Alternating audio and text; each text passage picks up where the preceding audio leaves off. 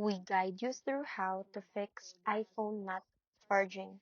So first, check your charging cable and adapter because most charging issues come from a damaged or fixed accessories. So try using original Apple charger or certified one.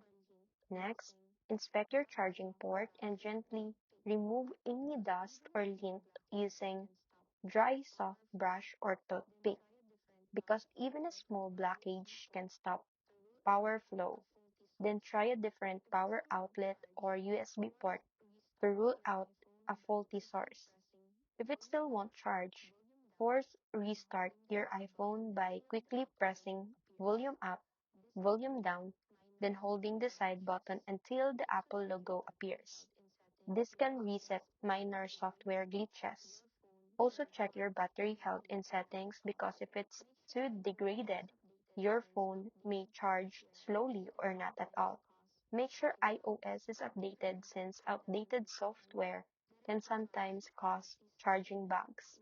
If your iPhone still doesn't respond, let it charge for at least 30 minutes without interruption in case the battery is fully drained.